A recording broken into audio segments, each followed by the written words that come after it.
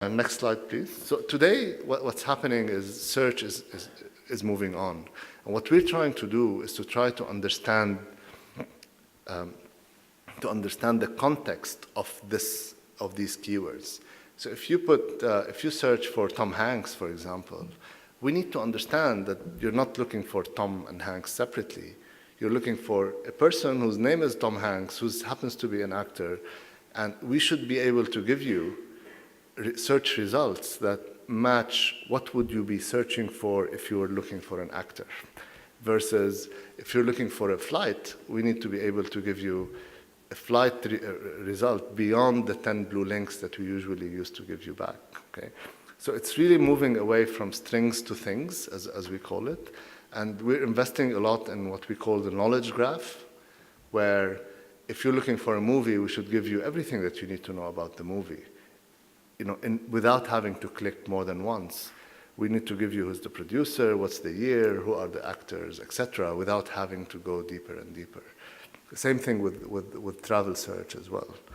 And so this is becoming, so PageRank, what Google pioneered in the beginning, which was the main differentiator, today is just one out of 200 different signals that go into the search results. And these 200 signals range from what computer you're using to where are you using this from, what browser are you using, and many other things, and so on. Next slide, please. So now I'm moving away from the internet trends and more towards travel marketing, okay? And the key message that I want to leave you with, and really is that, are you ready to go with your users or with your customers throughout their online travel journey? Are you doing this already? Of course, I don't want an answer today. I just want you to be thinking with me when I'm going through these slides. Next slide, please.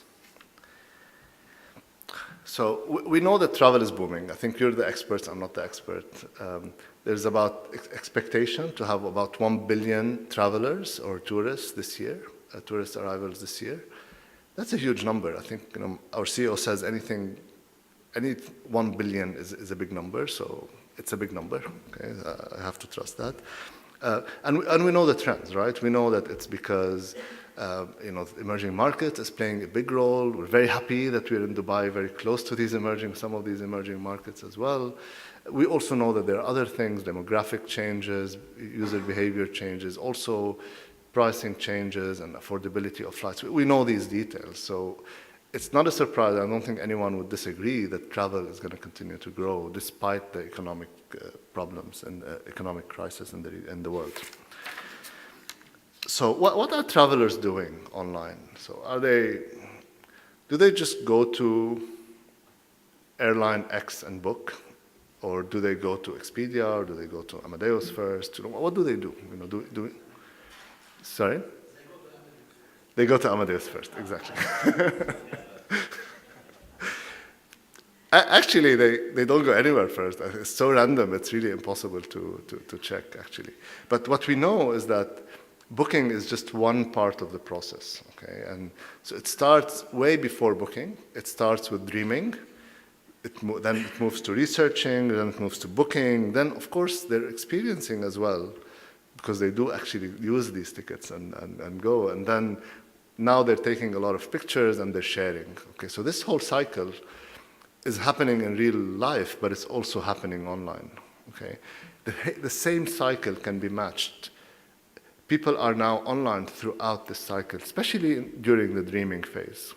And the dreaming phase is about watching YouTube videos, by the way, just to make it very clear, okay? So people are watching a lot of travel videos, and these travel videos are partly user-generated, but also partly professional videos that are put on to YouTube and on websites and on Facebook pages by the brand owners, okay? And some of them are marketing it or trying to push for them to be seen. Actually, there's a lot of travel-related videos on YouTube. There's about 1.6 million travel-related videos on YouTube today. And so it would take us about 10 years to watch all of them if we have time. And we've also done some research about people who watch YouTube, okay, what are they more likely to travel? And in fact, it is the case. So people who watch YouTube are 27% more likely to actually travel at some point, okay? And that's normal because they're more like they're connected, they're probably more better off, you know, and so on. Okay? And what we've also seen, and that's interesting to me, is that both leisure and business travelers, they watch a lot of travel-related videos. In fact, business travelers watch more travel-related videos than leisure travelers, which is a bit surprising. Next slide, please. So as I said, so they're dreaming, but they're also booking online. And they're booking online, and booking online is growing really, really fast. So by this year, it's expected that 1/3 of every single booking will happen online, okay? So that online means through an OTA or through your direct website or through any form of online selling or e-commerce. But it is growing, and it's very important to know what is your share of this. Okay. Next slide. And we see this from our search queries. So these are, next slide, please. It's coming, okay. So this is the US, okay.